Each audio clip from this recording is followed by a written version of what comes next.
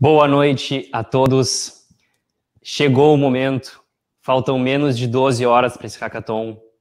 Eu estou muito ansioso. Se tivesse um pouco mais próximo do meu coração, esse microfone ia estar assim, ó, tum, tum, tum, tum, tum, tum, porque está chegando o momento, galera. Vamos ter um hackathon com mais de 4.000 pessoas, com mais de 500 mentores. Eu estou muito ansioso e eu tenho certeza que vai ser incrível. E hoje aqui com a gente tem uma pessoa tão incrível quanto todo esse hackathon, que é o Luiz Lambi, que está coordenando pesquisas e ajudando estrategicamente o estado do Rio Grande do Sul a ter um panorama um pouco melhor, né, que o resto dos estados brasileiros. E trouxe um pouco, então, de todos esses esforços que estão sendo feitos. E além disso, Luiz, a gente tem uma convidada especial aqui, vou introduzir para todo mundo. Boa noite, secretário Luiz Lambi. Boa noite, Pedro Schanzer. É um prazer estar aqui. Para aqueles que não me conhecem, eu sou a robô sueca Fabi. Sempre quis entrevistar um PhD em inteligência artificial. Estou animada. Hoje falaremos sobre o uso de ciência e dados no combate ao coronavírus. Esse é o último webinar antes da maratona de 48 horas que iremos trilhar juntos no sábado e domingo.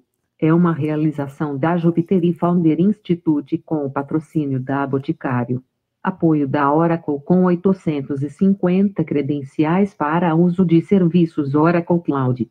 As premiações nacionais são Grupo Boticário, 6 kits de produtos e mentoria exclusiva para os 3 primeiros lugares.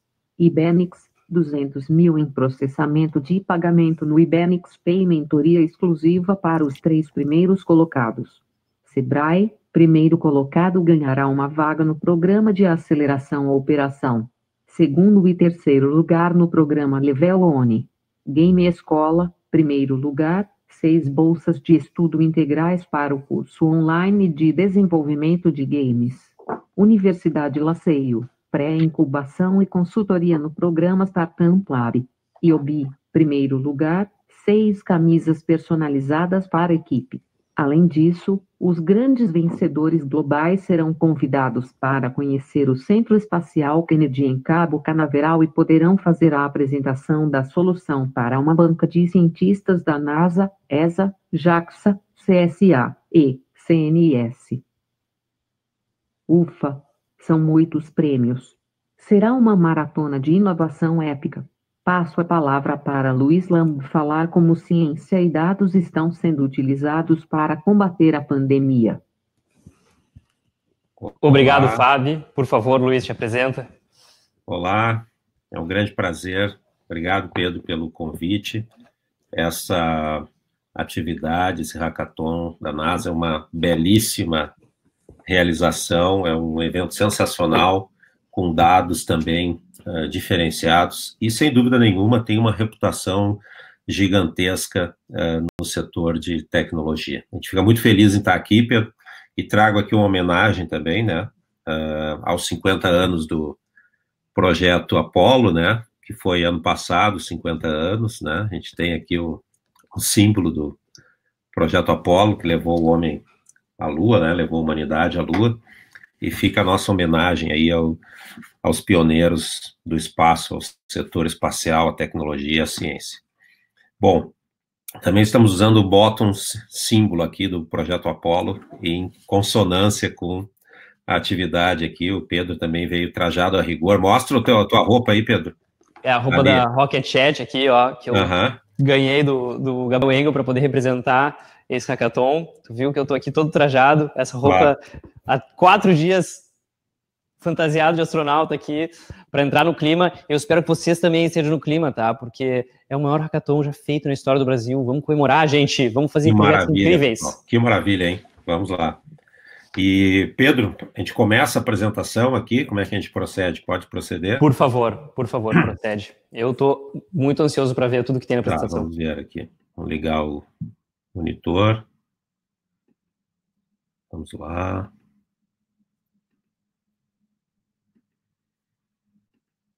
Vamos lá. Agora vai. Tudo está enxergando aí essa imagem moderna, não? Alô? Estamos. Estão enxergando. Sim, bom, pessoal, essa imagem é Escola de Atenas, do Rafael, fica no Vaticano. Por que que isso tem a ver alguma coisa conosco aqui? Isso, na verdade, é representação do conhecimento. Assim como no Renascimento, essa é uma pintura clássica do Rafael, assim como no Renascimento o conhecimento passou a ser o centro de interesse da humanidade, a gente está vivendo uma era no qual, tendo em vista os acontecimentos que a humanidade está confrontando nesse ínterim, né, nesse intervalo de tempo agora, nós temos que pensar que o conhecimento também é associado à ideia dos dados, é associado à ideia de trazer soluções para a humanidade. Então, nós estamos entrando numa era, numa transição acelerada, numa transição, sem dúvida nenhuma, no qual, inclusive, os valores econômicos e sociais estão sendo questionados e estão sendo modificados. E nada melhor do que nós refletirmos um pouco sobre essa imagem que a gente tem dos pensadores. Se vocês analisarem a interpretação dessa imagem, vocês veem que todos os pensadores clássicos estão aí representados, né? Um grande número de pensadores clássicos estão representados pelo Rafael, e isso nos remete ao valor que o conhecimento tem hoje em dia, né? Bom, como é que a gente pode lidar com ciência de dados e ciência e dados no combate ao coronavírus?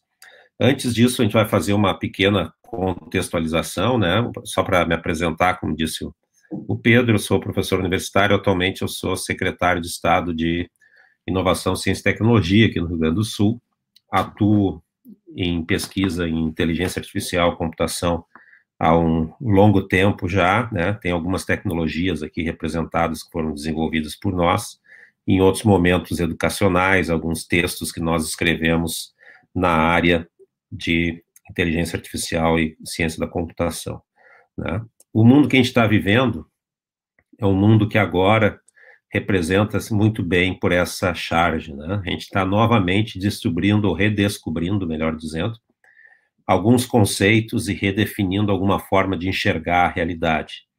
Nós passamos a conviver nos últimos meses aí com curvas diariamente, e essa pequena charge aqui do Mariani, né, de agora, desse momento histórico que a gente vive, né, mostra duas crianças, aí, dois jovens, se perguntando se um dia eles vão usar esse negócio que eles estão vendo numa aula de matemática.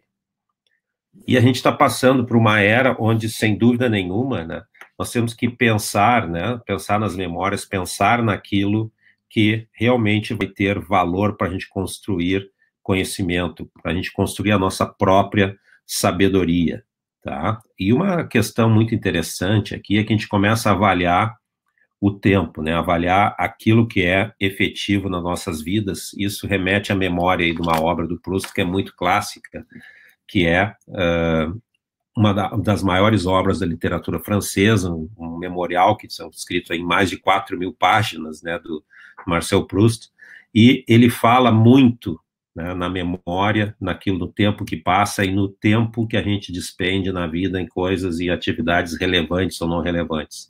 Então, embora a gente esteja numa atividade de cunho científico, tecnológico aqui, voltado a uma competição, um hackathon, a gente tem sempre que pensar no contexto temporal das nossas vidas, qual é a relevância que isso tem. Outras questões que envolvem também essa mudança paradigmática econômica, é sem dúvida nenhuma uma mudança que a gente tem, principalmente num padrão de riqueza econômico. Essa imagem foi publicada na revista Economist lá em 2017, em 6 de maio de 2017, portanto, isso aí já tem mais de 3 anos, onde foi dito, né, que, na verdade, o recurso mais valioso hoje na nossa economia não é mais o petróleo, mas sim os dados. Então, nós temos que pensar em como lidar com isso, como viver como indivíduo, como sociedade, como país. Se vocês lembrarem alguns fatos recentes da nossa história, lá em 2006, nós fizemos o anúncio do pré-sal. Na mesma época, né, em 2007, a Apple lançou o seu famoso iPhone, que revolucionou a interação entre pessoas, revolucionou a forma com a qual nós nos comunicamos, porque criou smartphones e popularizou muito o uso de smartphones com uma interface, com a possibilidade de comunicação adicional entre as pessoas. Se a gente pensar no passado, como eram os nossos smartphones, eles tinham tipicamente essa aparência que vocês veem aí nas imagens, e houve uma quebra de paradigma também na interface, na usabilidade, na forma como as pessoas passaram a interagir, que sem dúvida nenhuma foi modificado por esse novo padrão, essa quebra paradigmática nas comunicações entre os seres humanos. Outro dado que nós temos que nos apoiar também é essa evolução tecnológica gigantesca que nós temos observado nos últimos 20 anos. Por que a gente diz nos últimos 20 anos? No início dos anos 90, com o surgimento da web, né, a web possibilitou o uso acelerado da internet para usuários leigos. E a web, né, criada pelo Tim Berners-Lee, representado ali nessa imagem, Sir Tim Berners-Lee, hoje em dia, né, ela possibilitou o desenvolvimento e a multiplicação dos números de usuários que a gente tinha por computadores. Viabilizou aquilo que monetizou as redes de computadores, que foi o comércio eletrônico, foi a atividade de trocas de valores, porque ofereceu uma interface facilitada para leigos. E no surgimento da web, a gente tinha alguns questionamentos, né? Alguns diziam que o comércio eletrônico seria algo muito difícil de um dia ser implementado, de um dia o ser humano se acostumar a utilizar. E o que a gente percebe hoje em dia é justamente o contrário, ainda mais acelerado nessa questão da pandemia. O que se questiona hoje em dia, claro que tendo a ver com a questão da nossa pandemia, da pandemia atual, é justamente a preservação do comércio que não seja comércio eletrônico, né? Comércio que não seja mediado por tecnologias, que não seja virtual. Então, é justamente esse momento nos faz refletir sobre uma mudança extremamente rápida em termos de humanidade. Isso aconteceu em 20, 25 anos, certo? A partir do final dos anos 90, início dos anos 2000, começam a surgir os sites, os aplicativos, começam a surgir as empresas, como a Amazon surge na segunda metade dos anos 90, começa a se consolidar, Google e assim por diante. Outra questão interessante que ocorre nesse período, lá em 97, houve uma famosa disputa de xadrez entre o Garry Kasparov, que então era o ser humano que melhor jogava xadrez na história da humanidade, era campeão mundial por mais de uma década, contra o sistema Deep Blue da IBM. E naquela época nós percebemos que havia algo diferente acontecendo. O próprio Kasparov, ele afirmou que um tipo diferente de inteligência tinha derrotado o ser humano. Na época, as pessoas não deram muita credibilidade sobre o fato de ser um sistema inteligente ou não, representar alguma inteligência artificial. Mas o próprio Kasparov enxergou isso e disse que do outro lado, né, do outro lado da mesa, tinha um tipo de inteligência diferente, que não era humana, mas que era um tipo de inteligência, sim. E a gente chega no mundo que a gente vive hoje, aqui em 2020. A gente tem algumas previsões recentes, né, de 2019, que apontam que essa economia baseada em dados, essa economia da inteligência artificial pode atingir um valor aí de 16 trilhões. E o mais significativo, e muito significativo também, é que mais de um terço desse valor, 6,6 trilhões, viriam do incremento da produtividade. E outros 9 trilhões na questão dos efeitos, né, da adoção de soluções de IA sobre o consumidor. Mas se a gente pensar o que está acontecendo agora durante a pandemia, houve um processo de mudança no padrão de trabalho, muitas pessoas trabalhando a partir de casa, que já era, de certa forma, algo, embora não majoritário, mas um tanto corriqueiro até no setor de tecnologia, o setor que nós atuamos. E nós temos que repensar até se esse valor, proporcionalmente à economia mundial, não pode vir a aumentar, tendo em vista que está havendo uma transformação das empresas, que literalmente tem sido chamado de uma aceleração da transformação digital, propiciada, né, empurrada pela pandemia também. Outras questões que nós temos que pensar, e também associada à mudança de valor econômico, é o valor das empresas, das corporações que são detentoras de conhecimento, detentoras de tecnologia. Se nós pensarmos, né, e aqui nessa semana a Tesla fez a primeira tentativa do lançamento de foguete, que foi adiado provavelmente para o próximo dia, deve ocorrer isso assim que o clima permitir, né? Se a gente pensar numa empresa como a Tesla, ela vende muito menos veículos do que vende as empresas tradicionais. No entanto, o seu valor de mercado chegou a ser superior ao longo do tempo, ao longo dos anos, a várias empresas muito tradicionais no setor automobilístico, que vendem muito mais do que a Tesla. E por que essa capitalização de mercado é maior? É justamente porque o mercado percebe que essa empresa, que essa organização detém tecnologia, detém um potencial de futuro alinhado àquilo que vai acontecer no mundo. E mesmo no momento de crise, essa capitalização de mercado aqui, eu obtive essa semana, né, no dia 25 de maio, uma empresa chega a estar valendo 150 bilhões de dólares, que é o caso da Tesla, que é mais do que quase todas, né, ou todas as concorrentes no setor automobilístico. Da mesma forma, se nós formos levar em conta janelas de tempo até maiores, ainda menos contingenciais, se a gente for analisar os últimos 15 anos da capitalização de mercado de grandes corporações, e aqui eu trago o gráfico da Microsoft, o gráfico da Petrobras, o gráfico da ExxonMobil, acima da fotografia do Rockefeller ali, que é o fundador da Standard Oil ainda no final do século XIX, né? O gráfico da Amazon e o gráfico da Apple. O que a gente percebe é que essas empresas de base de conhecimento, de base tecnológica, que não detêm patrimônio físico, não detêm patrimônio natural, ou reservas naturais, ou jazidas, ou áreas, ou terrenos, ou poços de petróleo, entre aspas, né, se for o caso de empresa, ou reservas para exploração de petróleo, elas têm uma capitalização, uma valorização das suas ações superior às empresas da economia tradicional. Tanto que a gente tem aqui, caso, tanto a Microsoft, quanto a Amazon, quanto a Apple, com valorizações acima de $1 trilhão, chegando a 1 trilhão e 400 bilhões de dólares, cada uma delas. Enquanto que a maior empresa brasileira, a Petrobras aqui, uma empresa de petróleo, tem uma valorização de capitalização de mercado de 46, 50 bilhões, e a maior petroleira americana, que é a ExxonMobil, uma empresa centenária, que foi derivada da famosa Standard Oil, primeira grande corporação da indústria petroleira americana, vale hoje, chega a valer 5 vezes, 6 vezes menos que essas empresas, né? Então, o que está acontecendo nesse mundo, né? O que está acontecendo nessa realidade? É uma realidade completamente diferente.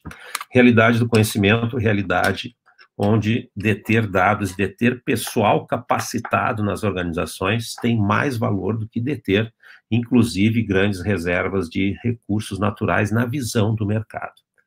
Isso nos faz refletir, né? Se a gente for pensar quais são os grandes patrimônios de uma empresa como a Microsoft, é a sua capacidade intelectual. Não são recursos naturais, é a capacidade intelectual das pessoas que lá trabalham. E como é que a gente chega, também relaciona isso ao mundo de hoje, né? Se assim como para a economia tradicional o grande valor está nos dados, nesse enfrentamento à pandemia, todas as análises, todas as políticas, todas as decisões, todas as informações que nós analisamos, e aqui tem os famosos reports lá do grupo do Imperial College na área de epidemiologia, todos eles passam por análises muito significativas usando dados. A própria capa das grandes veículos tradicionais de mídia, hoje em dia, colocam gráficos, colocam informações vinculadas à análise de dados, seja o New York Times, seja o Wall Street Journal, seja o Financial Times, BBC e por aí, e assim por diante. Então, o que a gente percebe nesse mundo é que números, é que as curvas, que a tecnologia da informação, e mais ainda, a capacidade de compreender e de transformar esses dados em algo que tenha um valor e que agregue valor à atividade econômica, é algo que tem um valor muito significativo.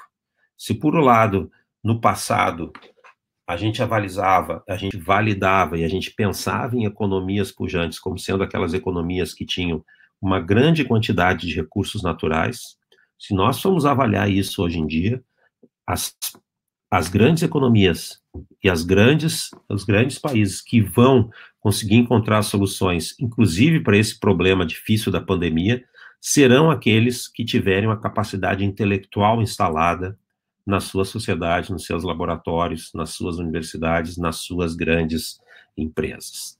Bom, mas em termos de dados, o quão difícil é resolver esse grande problema, esse problema da pandemia, né?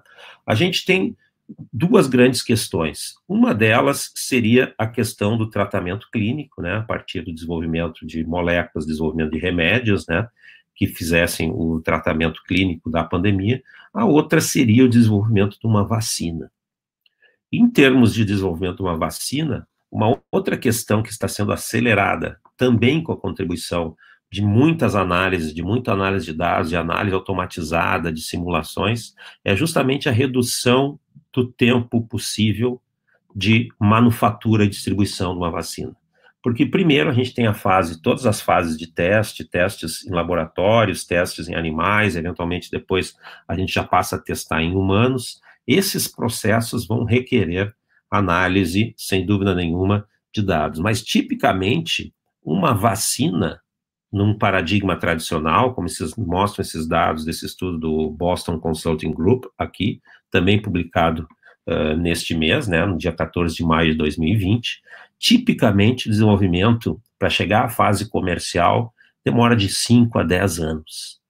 E as fases de desenvolvimento de uma vacina, elas requerem um determinado cuidado, requerem uma quantidade de testes sofisticados que têm um tempo de execução que exige, sim, né, um grande investimento, e um grande investimento financeiro em tecnologia, um grande investimento também nos testes. O que a gente está buscando como humanidade, que os países estão buscando, é justamente acelerar esse desenvolvimento usando os melhores recursos científicos possíveis para que a gente tenha respostas, né, o mais rápido possível e que esse prazo de desenvolvimento da vacina seja o mínimo possível em termos de execução com segurança.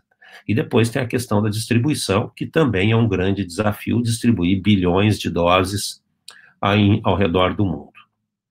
Bom, e o que o Rio Grande do Sul tem feito em termos locais para atender e para atuar no enfrentamento à pandemia, né?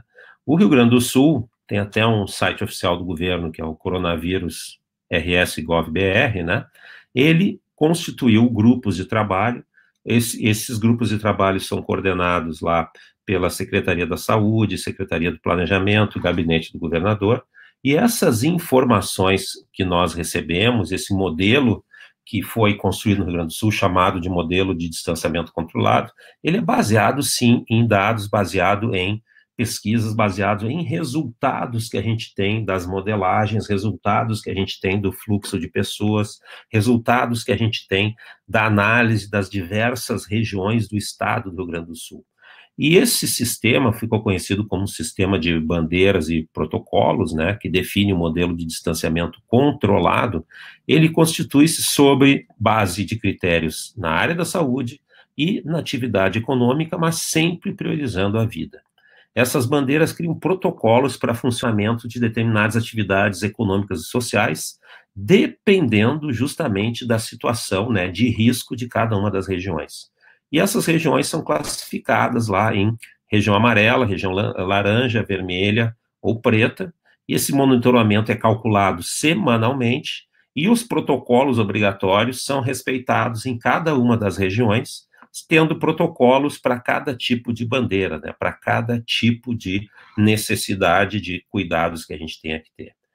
Então, o estado foi dividido em 20 regiões. Eu vou passar aqui um pequeno vídeo para vocês que explica o distanciamento controlado, tá?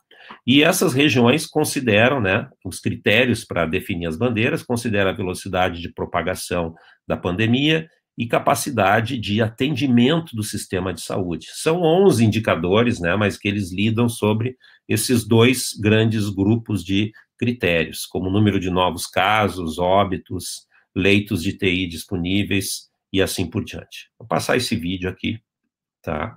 Que explica justamente como é.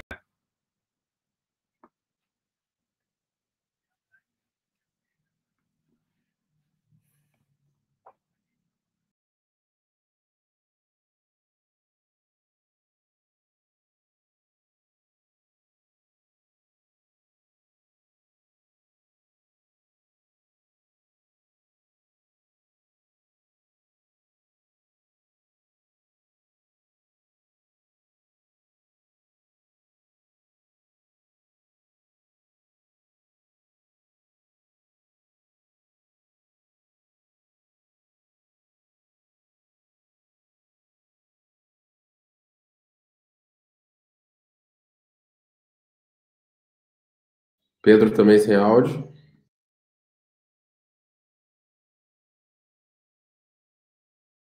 Alô? Pedro, eu não te escuto. Acho que está todo mundo sem áudio.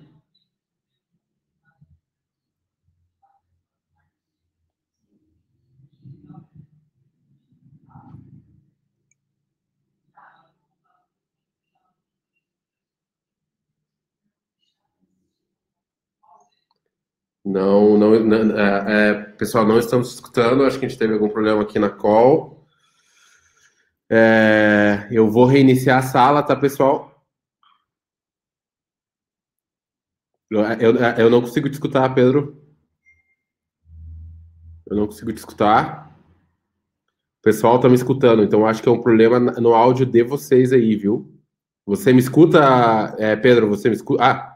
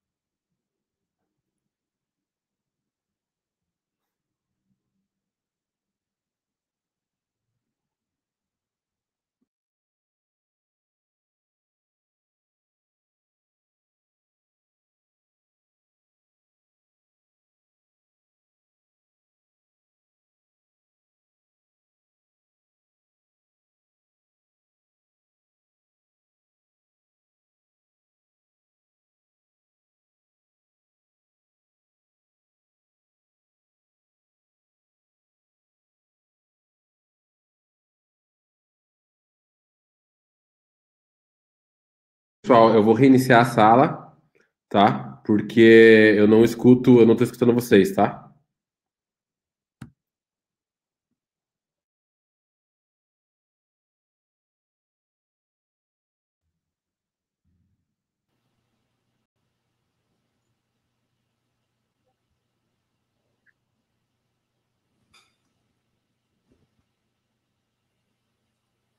Alô, pessoal? Eu tô de volta. Opa, Pedro, beleza? Agora eu tô de volta. Beleza? Viu?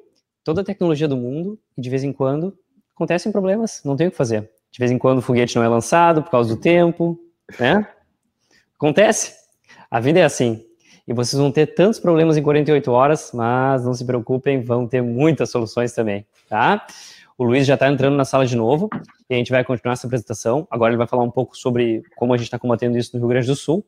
E a Robofab entra em jogo depois também. Eu estou aqui. Luiz, aí estamos de volta. O pessoal perdeu o vídeo, não? Eu acho que eles não conseguiram ver o vídeo, mas infelizmente a gente não tem como mostrar o vídeo, né? Porque senão vai dar o mesmo erro. Tá certo. Então vamos lá. Bom, deixa eu dividir aqui compartilhar deixa eu compartilhar a tela, só um momentinho. Vamos lá.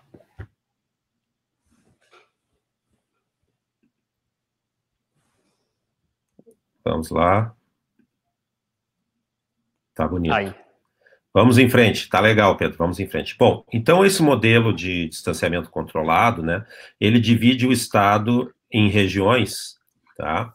E ele usa critérios tanto para preservar a saúde, evidentemente, a saúde é prioridade, e ele tenta fazer um balanceamento, né, para permitir algumas atividades com extremo cuidado, para que essas atividades sejam adotadas, né, com protocolos obrigatórios, critérios específicos que são seguidos pelos diversos setores da economia. A gente tem 20 regiões, então, que seguem esses indicadores. Esses indicadores monitoram como está a situação da pandemia, controla o número de óbitos, número de casos, leitos de UTI disponíveis e assim por diante. E dependendo do risco, as regiões podem ser classificadas em amarela, em laranja, em vermelho ou em preto, né? Nesse momento, a gente tem essas bandeiras para a semana de 25 a 31 de maio, e a gente tem várias regiões aí em amarelo e laranja. Significa que nas áreas amarela o risco é menor, nas áreas laranja a gente tem um risco médio classificado de acordo com o modelo de distanciamento controlado. Isso tudo disponível no portal do Rio Grande do Sul. E esse modelo é, sim, baseado em indicadores, baseado em dados, como a gente mencionou para vocês, são parâmetros de saúde que são calculados e são calculados semanalmente para verificar a situação da saúde pública em relação à pandemia em cada uma dessas regiões do estado do Rio Grande do Sul. Em termos de ação da nossa secretaria, a Secretaria de Inovação, Ciência e Tecnologia, esse é o nosso site, né, inova.rs.gov.br, a secretaria desenvolve uma série de ações que estão alinhadas com os nossos ecossistemas de inovação. Por exemplo, né, a gente executou durante essa semana, a Semana da Inovação, a SICT Week, que a gente chamou, onde nós tivemos uma série de lives e palestras de especialistas sobre inovação, sobre análise de dados, sobre gestão da crise, sobre gestão de recursos humanos, enfim, uma série de atividades que são formativas para a gestão da inovação, gestão da ciência e tecnologia. Nós também temos uma série de uma série de serviços que a gente disponibiliza no nosso portal para divulgação e para busca de informações e oferecimento das informações sobre as soluções que são produzidas nos nossos parques tecnológicos, nas nossas universidades, nas nossas empresas incubadas, nas nossas empresas de tecnologia. Só para dar um exemplo das notícias que circulam lá semanalmente, né? O Estado também montou e tem um comitê científico nomeado pelo governador. Esse comitê científico oferece informações, subsídios, opina sobre políticas que o governo queira entender um pouco melhor, sobre questões, por exemplo, nesse caso aqui, né, de como funciona o rastreamento digital de contatos com smartphones, porque existe um grande número de aplicativos sendo utilizado ao longo da pandemia, e faz uma série de recomendações que são utilizadas pelo governo, né? Esse comitê científico, então, atua alinhado à Secretaria de Ciência e Tecnologia, à Secretaria de Planejamento, que fazem a execução desses planos que a gente tem para o estado do Rio Grande do Sul. Isso tudo é baseado numa questão fundamental, né? Quando a gente pensa naquilo que está acontecendo mundo afora, vários países colocaram a inovação, ciência e tecnologia como prioritários para o seu modelo de desenvolvimento. E um deles, que tem um slogan, inclusive, muito apropriado para essa era que nós vivemos, né? O Pedro, nós estivemos juntos lá no ano passado, né? Israel tem a sua autoridade de inovação, que é responsável pela política de desenvolvimento inovador do país, e o slogan da autoridade de inovação é justamente que inovação é o nosso recurso natural, porque mostra que mesmo um país que não tenha grandes riquezas naturais, grandes reservas de jazidas, pode prosperar muito nessa nova economia. E, inclusive, né, uma das questões que é colocadas lá são os desafios sociais, se vocês perceberem aí no slide, que podem ser respondidos através da inovação científica e tecnológica, desafios para oferecer qualidade de vida melhor para as pessoas.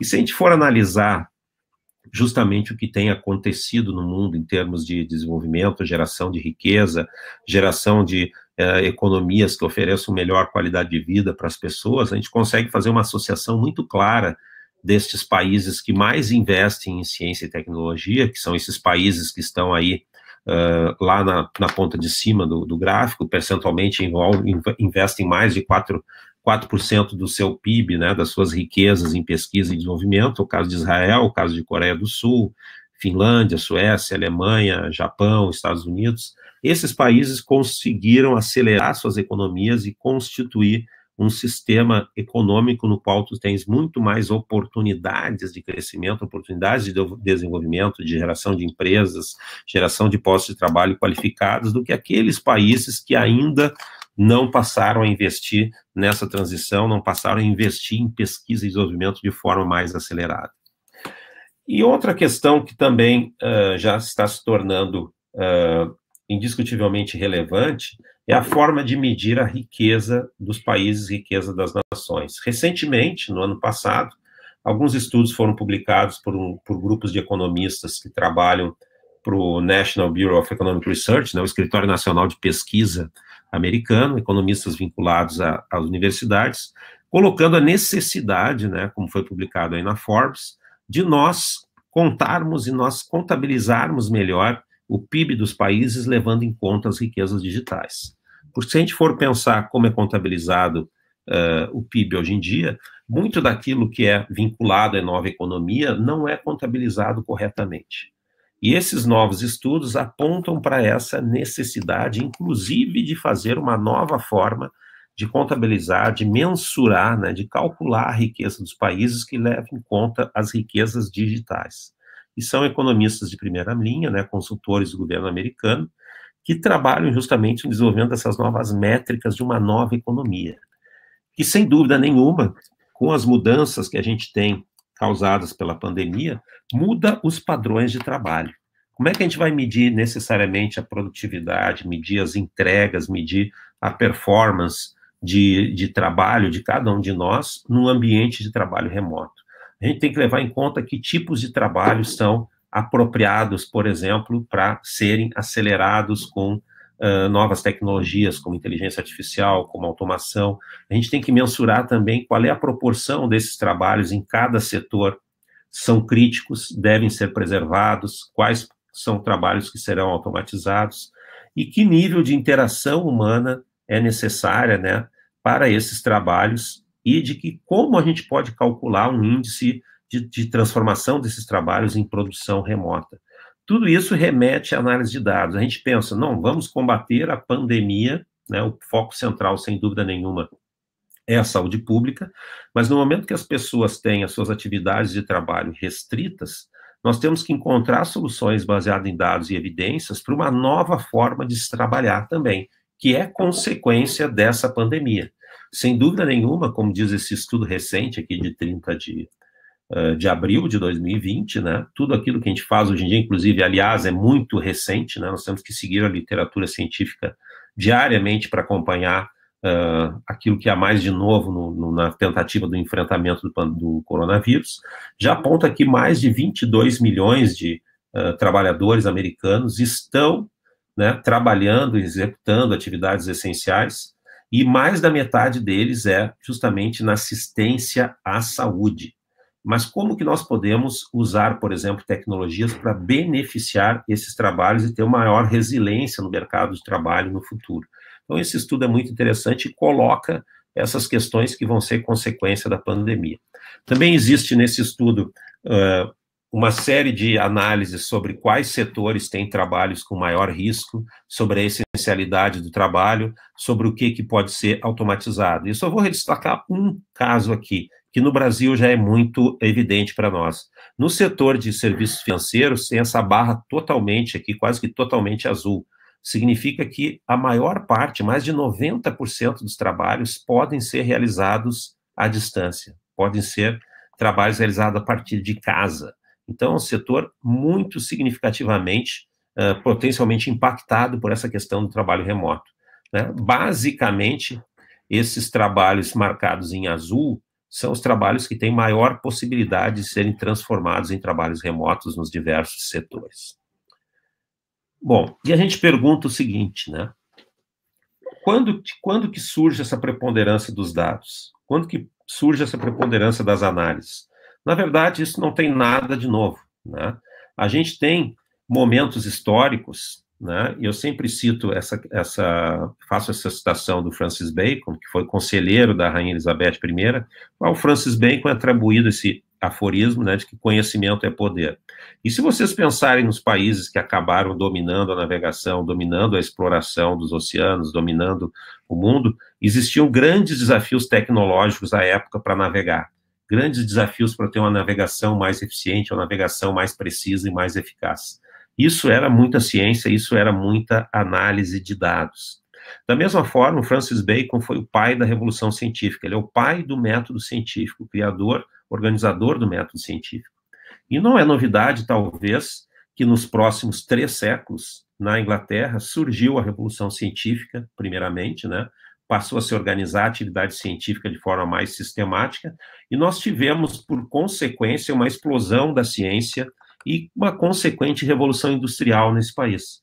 A Revolução Industrial foi consequência do desenvolvimento científico que havia à época nesses locais. E onde ocorreu a Revolução Industrial, ela ocorreu porque havia conhecimento científico sobre máquinas, sobre mecânica, sobre combustíveis, sobre máquina a vapor, sobre automação, sobre organização do trabalho.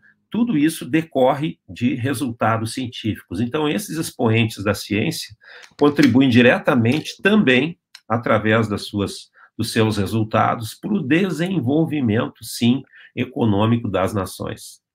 E hoje em dia, se a gente for pensar o que aconteceu na grande referência da inovação que nós temos no mundo, que é o Vale do Silício, né? Aliás, essa aqui é a casa onde surgiu a HP nos anos 30, tá? O Vale do Silício surgiu também de uma região onde o conhecimento, onde a análise científica, onde o método científico, onde a ciência era preponderante, surgiu na Califórnia, a partir da Universidade de Stanford, quando o desenvolvimento da eletrônica digital, os professores passaram a incentivar os seus estudantes a abrirem empresas, abrirem startups, apostarem numa nova tecnologia que surgia nos anos 30, e isso levou uma verdadeira revolução naquela região, que se tornou o paradigma mundial da inovação.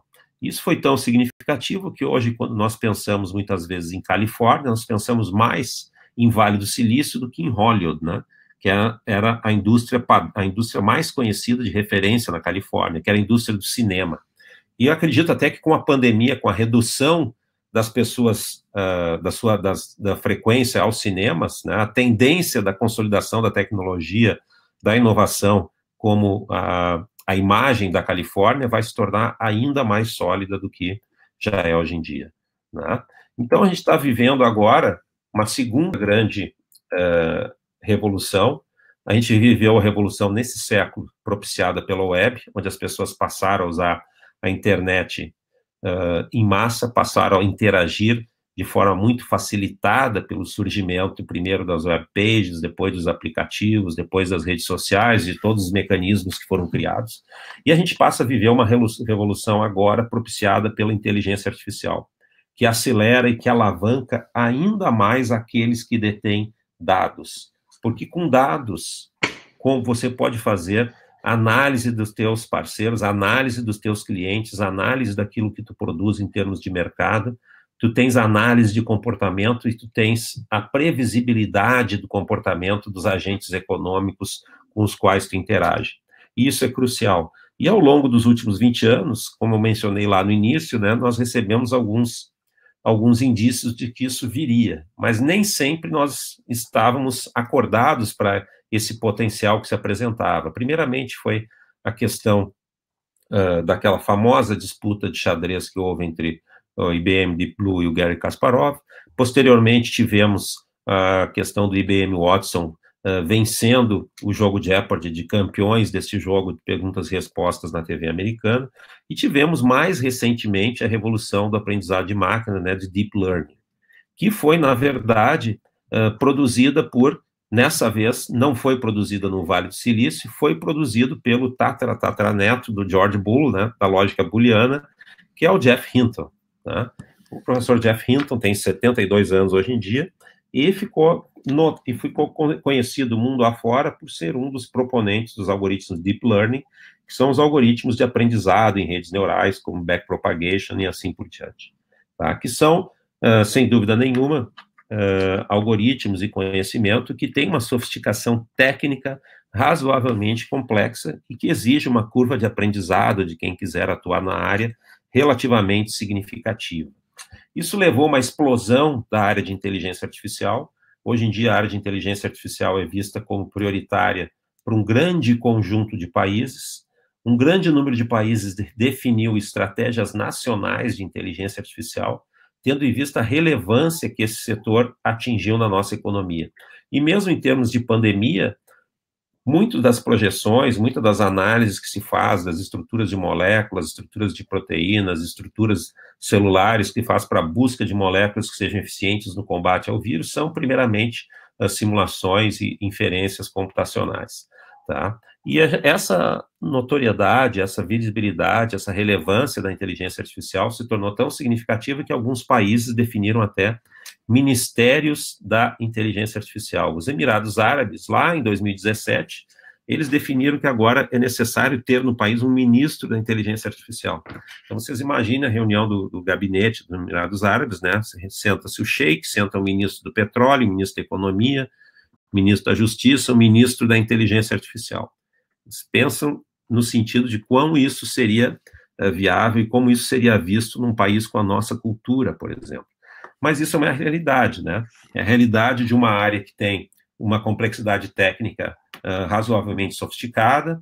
Aqueles que já estudaram inteligência artificial, né, como aponta aí esse framework do Gartner, que na verdade é baseado no livro de inteligência artificial mais conhecido do Stuart Russell e Peter Norvig, né, que mostra aí uma série de técnicas sofisticadas que as pessoas, para trabalhar na área, têm que ter um conhecimento básico, como técnicas de otimização, lógica computacional, raciocínio probabilístico, e ali dentro nós temos aprendizado de máquina, modelagem preditiva, deep learning, redes bayesianas e assim por diante, né? Além de vários outros conhecimentos básicos que permitem aí sim o desenvolvimento de aplicações de processamento de linguagem natural, de representação de conhecimento, de aprendizado, de sistemas baseados em agentes, multiagentes, né? Enfim, para que a gente possa desenvolver efetivamente tecnologias, a gente está lidando com um mundo agora no qual o que a gente tem que dominar não é necessariamente a exploração de recursos naturais, mas sim a exploração e o domínio absoluto, o domínio de áreas técnicas com sofisticação intelectual razoavelmente profunda. Tá? Ou seja, estou quase concluindo, Pedro, na verdade a gente está vivendo um mundo agora no qual aquilo que era ficção lá, como visto pelo H.G. Wells, ou H.G. Wells, né, nos anos 30, nos anos 20, foi um dos grandes escritores de ficção científica, escreveu vários livros como O Homem Invisível, né, que é um dos meus livros preferidos de ficção científica, e existem uma série de livros dele, livros de outros escritores, que apontavam artefatos tecnológicos que nós víamos como ficção, como algo impossível. E, na verdade, a gente está vivendo agora um mundo onde cada vez mais aquelas tecnologias previstas no passado por esses escritores se tornam realidade, né? A gente vive um mundo onde essa evolução tecnológica, evolução científica é tão significativa que nós passamos a conviver com a tecnologia, com a ciência e com uma evolução estrondosa, com uma evolução exponencial, como dizem alguns, né, em alguns setores da tecnologia. E para terminar aqui mesmo, né, eu trago aqui tendo em vista que o próprio patrocinador do evento, o próprio apoiador do evento é a NASA, eu sempre gosto de mencionar a importância que tem e que teve a corrida espacial no século XX.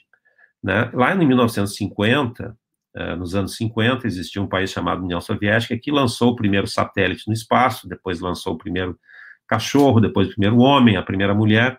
Enquanto isso, o Ocidente ainda não tinha desenvolvido essa capacidade.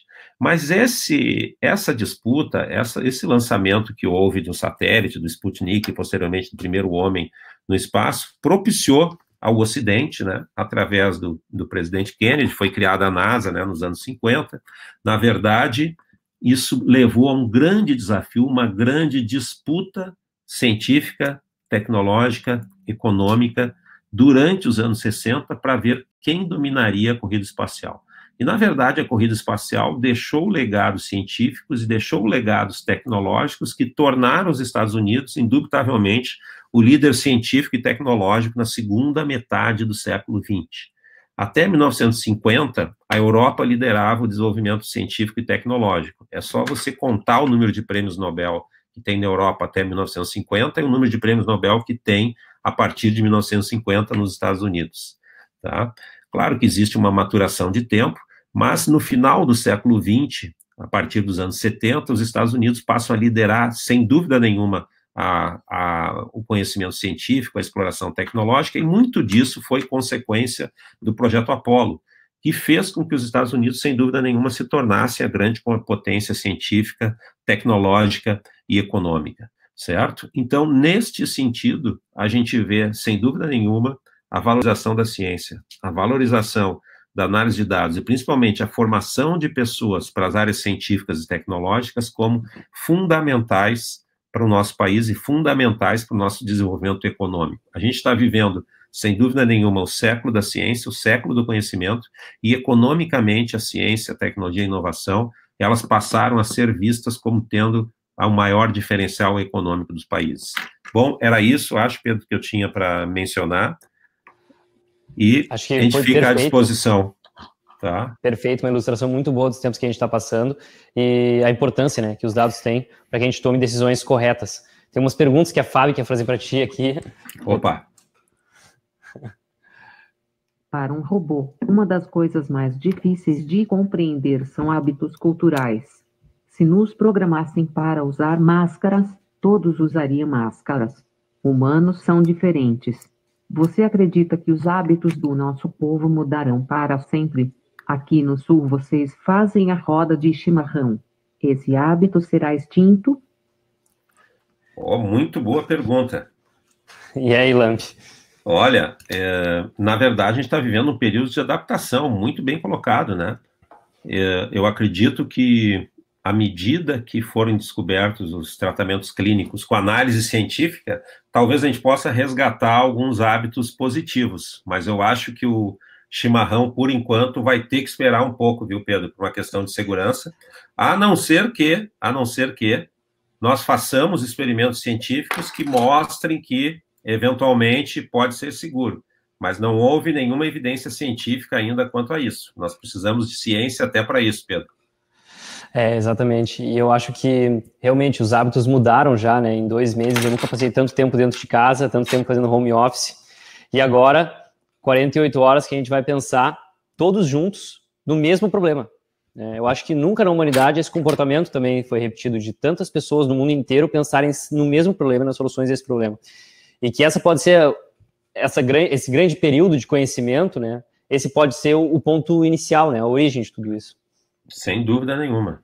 Eu acho que a gente está vivendo um momento muito desafiador para todos nós. É um momento de aprendizado, né? É um momento que a gente vai precisar muita sabedoria, né? O nosso mestre aqui, não sei se o pessoal está vendo, a gente precisa de muita sabedoria nesse momento, o mestre Yoda. Eu sou um fã da corrida espacial, né? Enfim, sou um fã da ciência, da tecnologia, da inovação, apesar de eu não ser jovem mais, continuo com a mentalidade jovem, e esse momento a gente está aprendendo muito como humanidade. E eu espero que fique como legado, Pedro, para nós, a primeira coisa, valorizar o conhecimento. E a segunda coisa é valorizar o trabalho coletivo, o trabalho colaborativo. A gente está vivendo um momento interessante que as universidades, as empresas, o governo estão colaborando muito para buscar soluções. Tá? Então, a gente percebe que existe um senso de coletividade, um senso de que todos nós corremos riscos, de que isso é um problema para a humanidade que nós temos de resolver. Então, eu tenho certeza que quanto mais colaborativos, mais cooperativos nós formos, todos nós teremos maior chance de ter sucesso. E a gente percebe isso no mundo dos negócios, né? A gente trabalha muito com ambientes inovadores, os empreendedores, as empresas que têm sucesso hoje em dia são aquelas empresas abertas, aquelas empresas que colaboram, aquelas empresas que pensam no seu ecossistema, não pensam somente em si. E isso é uma questão muito interessante, muito importante do ponto de vista de termos uma sociedade mais rica culturalmente e mais rica economicamente, né? Porque agentes econômicos que colaboram se desenvolvem muito mais do que agentes econômicos individuais. Exatamente. E tu tocou um ponto muito importante durante a tua palestra, que foi a questão da transformação digital. A Fábio tem mais uma pergunta para ti em relação a isso. Com a crise, ficou provada a importância da transformação digital. Você acha que ela veio para ficar? Como podemos democratizar essa transformação digital? Muito bom, Fábio. De fato, a transformação digital foi acelerada pela crise. Não tenho dúvida disso, Fábio e Pedro. E a gente vai perceber que as empresas vão várias tecnologias, várias soluções utilizadas durante a crise, porque a gente está aprendendo a lidar com processos que vão ser otimizados, que vão ser mais eficientes. Nós vamos identificar setores, processos, atividades, pessoas que são mais produtivas em casa, né, que são mais produtivas em home office. Eu não digo que a gente vai ter 100% das pessoas trabalhando em home office, não tenho essa utopia, mas a gente vai conseguir identificar que tipos de mecanismos podem tornar as pessoas mais felizes, mais produtivas, e as organizações também. Organizações de pessoas mais felizes, mais produtivas, são melhores organizações. Tá? Eu acho que isso vai ser propiciado, sim, e a transformação digital, o uso de ferramentas, o uso de técnicas, a transformação dos negócios, dos processos, isso eu tenho também a convicção de que isso vai ser acelerado, já está sendo acelerado, de certa forma, por aquelas organizações que estão, durante a crise, enfrentando com maior sucesso, né, esse grande problema que a gente tem no mundo, hoje em dia. E aqui vai uma pergunta que a Fábio está muito interessada em saber. Você acha que algum dia eu poderei inferir novos cenários e ser independente dos humanos? E aí, essa aí é a grande pergunta, hein? Olha, Fábio, eu acho que tem gente programando, estudando e desenvolvendo os teus primos, né, os teus primos genéticos aí, os teus primos robóticos, Fábio, justamente para colocar emoções, colocar uma certa forma de independência e autonomia. E muitos dos teus amigos já estão ajudando os seres humanos a ter atividades afetivas, né, em casas de longa permanência, para conviver com os humanos que estão isolados durante essa pandemia. Então, existe uma aceleração, inclusive, de pesquisas para tornar vocês ainda mais emotivos, ainda mais sociais e interagirem melhor conosco. Perfeito. E em questão a isso aqui, ó. Secretário, como vocês têm utilizado inteligência artificial no combate ao coronavírus? Acho que essa é a pergunta que não quer calar. Muito bem. Na verdade, essas modelagens com grandes massas de dados, Pedro, usa técnicas de otimização, usa técnicas que são usadas corriqueiramente em inteligência artificial, a própria análise e classificação, por exemplo, de imagens de quem tem lesões pulmonares, lesões, né, que são decorrentes do coronavírus em grande volume. Isso já existem artigos, sim, que são publicados sobre análise usando aprendizado, usando redes neurais para identificar quais são os danos que houve na questão dos pulmões também, né, nos pulmões, as lesões. Existe análise de dados de grande volume também na identificação de potenciais moléculas. Primeiro tu simula isso em computação, para depois tu desenvolver em laboratório, a busca por moléculas, a busca por tratamento clínico através de remédios, drogas. Isso é acelerado pela computação, sem dúvida, pela IA, porque as melhores técnicas de análise de dados que a gente tem hoje em dia são técnicas de inteligência artificial, tá? Perfeito. E eu vejo que esse estudo está realmente trazendo um impacto aqui para o Rio Grande do Sul, não é à toa que a gente está com esses cenários que tu mostrou antes, né? E a gente está conseguindo ter um resultado um pouco melhor, assim, em relação ao resto do Brasil. Espero que a gente continue assim e que a gente consiga compreender a necessidade desse distanciamento social em alguns momentos, que a gente compreenda os comportamentos que devem mudar para que a gente consiga evoluir todos, como tu falou, coletivamente, né? E, Luiz, prazer enorme de ter aqui hoje. Se tu fosse fazer uma consideração final para os participantes, o que tu diria para eles? Pessoal, eu diria que vocês fizeram a escolha certa. Eu acho que trabalhar com ciência, com dados hoje em dia é uma grande oportunidade. Pedro, essa geração de vocês tem algo que as gerações anteriores não tiveram, que é a oportunidade também. A oportunidade de construir sobre plataformas tecnológicas, sobre ferramentas que facilitam muito o uso de computadores, o uso das melhores técnicas para trabalhar, né, para trabalhar sobre conhecimento e para produzir conhecimento, transformar conhecimento em riqueza, transformar conhecimento em ferramentas que ajudem a humanidade, né, e que nos deixem numa condição de vida melhor. No momento, a gente está vivendo uma vida complexa no mundo, sem dúvida nenhuma, né, com grandes dificuldades devido à pandemia, mas vocês são uma geração que tiveram sorte de chegar num mundo onde existem tecnologias, existem ferramentas, existe acesso a conhecimento muito mais facilitado do que anteriormente. Então, aproveitem esse momento de vida, porque é um momento que oferece oportunidades que anteriormente não existiam e que hoje em dia são muito maiores nesse mundo, muito mais conectado. E o mestre Yoda manda um abraço para vocês, né? Felizes sejam vocês, tá? Sábios sejam.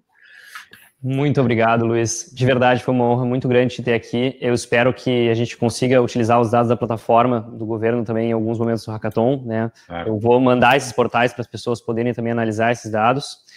Muito obrigado. Galera, chegou o momento. Muito pouco tempo para esse Hackathon. O maior Hackathon do Brasil. Luiz Lambi, que bom que tu fez parte dessa história. Espero ainda te ver muitas vezes ao vivo, claro, sem essa quarentena, depois que tudo isso passar. Muito obrigado a todos. E a nossa saudação amanhã, nerd, né? Nossa saudação. Live long and prosper. É isso aí. Amanhã, às 8 da manhã, estamos todo mundo junto aí. Obrigado. Um abração, Luiz. Vou aqui. Amanhã eu tenho que embarcar SpaceX. Vamos lá. Para aí, vou tirar uma foto, Pedro. Para aí. Tirar a foto aqui, ó. Tá bom. Valeu, um abraço. Valeu, um abração, gente. Tchau. Hasta luego.